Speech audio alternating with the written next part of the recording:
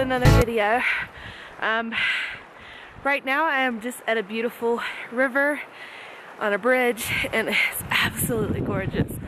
So you can see behind me. So just want to start you guys off with a beautiful view. So I want to tell you a little bit about my experience and what I just went through. It was really, really crazy. Had a couple of breathing issues and it was like a shortness of breath, really hard to get oxygen, and it was just like a spout for a day, and I breathed through it and I was fine the next day. So a couple days later I had the same thing to happen to me, and I was at work, and so I was losing my breath again and it was like I was suffocating, and I eventually just went to the hospital because I got really scared. I didn't know what was happening. So when I went to the hospital, they said my oxygen level was really, really low. It was like 60 something, and that's super low. And it scared me really bad. I didn't know what was going on. My anxiety levels got really high because that was really terrifying. And I sit down with the doctor and I'm on oxygen and I'm trying to breathe, and they gave me some steroids to kind of open up my lungs, and albuterol.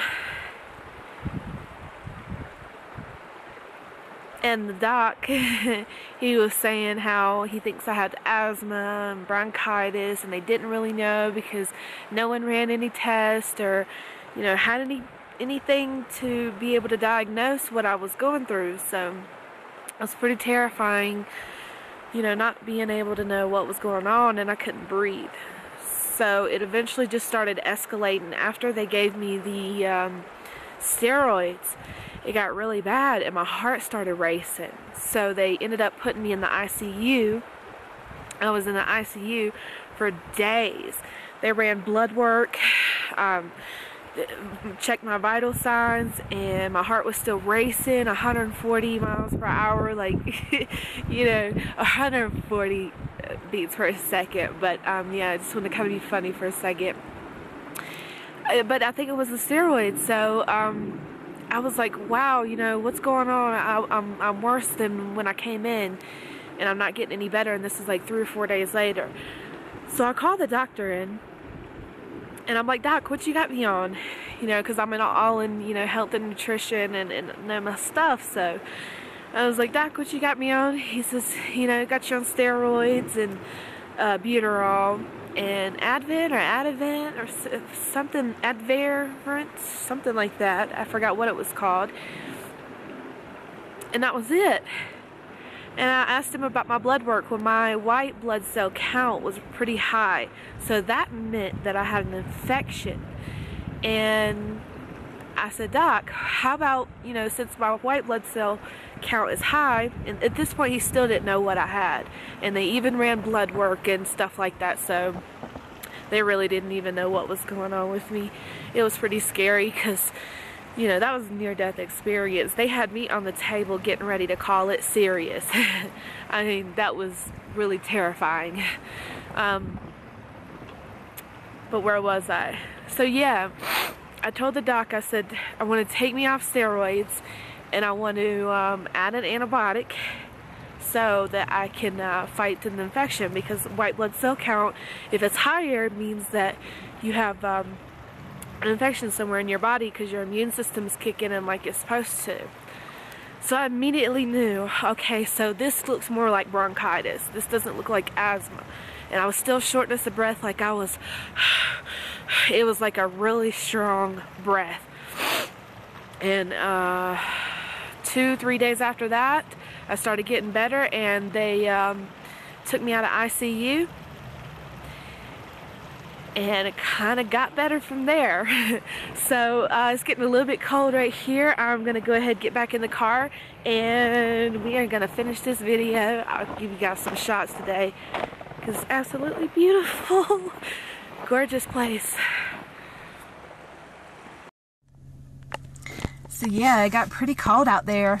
But kind of the point that I was getting to is that when I went into the hospital, they actually made my situation worse, and it kind of scared me, because if you think about all your loved ones or your relatives that go in these hospitals and they draw blood work and they have all these machines and they do all these tests and they can still misdiagnose you. And if I didn't know the knowledge that I knew, then I was misdiagnosed and I could have died. They could have killed me.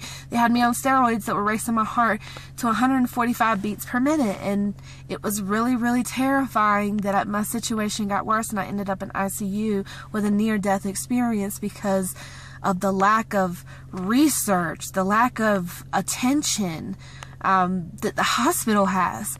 I had to change my regimen. I added the antibiotic and took myself off the steroids and took myself off of all the sedatives and all that stuff. And the doc was okay with it, so it was pretty nice that I had a doc that was willing to work with me and stuff. And they all kept treating me for asthma, and I didn't have asthma. My white blood cell count was up because of I had the infection.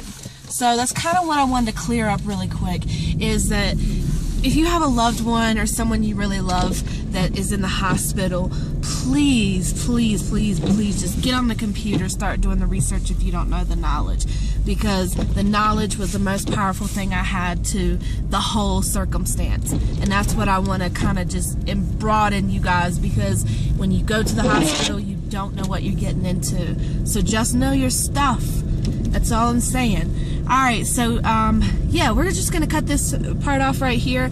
I'm going to be out and about today, so I am going to show you a couple of great views that's out here. Super duper awesome.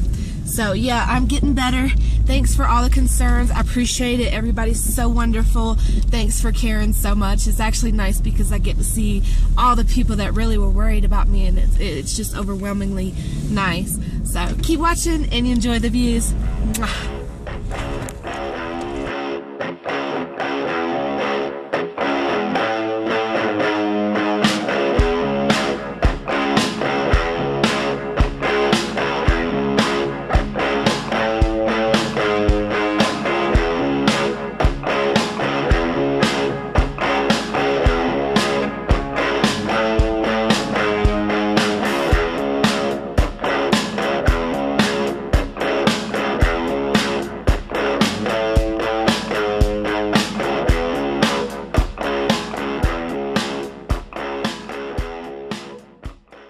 So I have to just make this quick part to my video because I had just noticed something.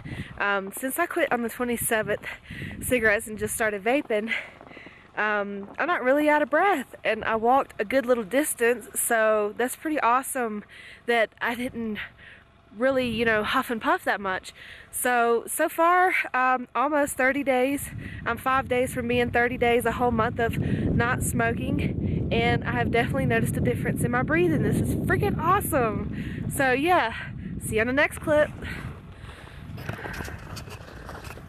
Alrighty, as you can see, it is snowing and the view is absolutely amazing. So thanks for watching. You guys like, subscribe, and we'll have tons of more vaping videos coming up.